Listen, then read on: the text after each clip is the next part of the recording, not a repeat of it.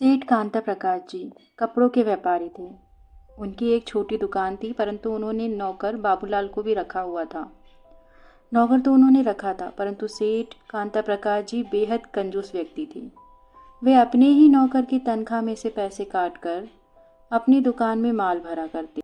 बाबूलाल की जब भी वे तनख्वाह काटते तो उसे कहते कि अगले मंथ ले लेना, और अपनी दुकान का खर्चा चलाते। बाबूलाल अपने सेठ से बहुत परेशान रहता, परंतु वह मालिक है इसलिए कुछ नहीं कहता। वह घर जाकर अपनी पत्नी से बाबूलाल शिकायत करता अपने सेठ की। कहता कि मालिक ने नौकर तो रख लिया है, परंतु वह मेरी तनख्वाह ही काट देते हैं। बाबूलाल की पत्नी रेवती बड़ी ही समझदार महिला थी। वह अपने पति से कहती कि अगर मालिक तनख्वाह काटते हैं तो काट लेने दो, एक दिन उन्हें कर्मों का फल तो अवश्य मिलेगा। हम अपनी छोटी सी सब्जी की दुकान खोल लेते हैं, फिर आपको वहाँ पर नहीं पिसना पड़ेगा। बाबूलाल को अपनी पत्नी का सुझाव बहुत सही समझ में आया। उसने फैसला किया कि वो मालिक से कह देगा कि अब वो उसके यहाँ काम नहीं करेगा। मालिक यहाँ जा ही रहा था कि अचानक से मालिक खुद वहाँ पर पहुंची और बोलने लगी, बाबूलाल जल्दी चल, मेरी दुकान में आग लग गई है।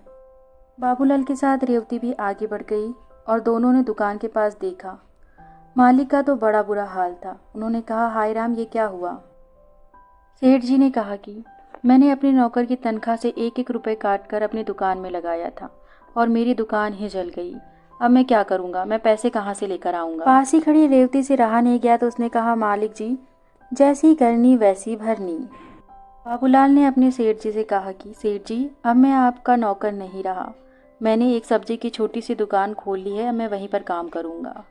सेठ जी को तो मानो सांप सूंघ गया हो। उसने कहा, तुम्हें भी अभी जाना था। परंतु सेठ जी को अपनी कंजूसी का फल मिल चुका था। वे दोनों अपनी सब्जी की दुकान की ओर आगे बढ़ गए।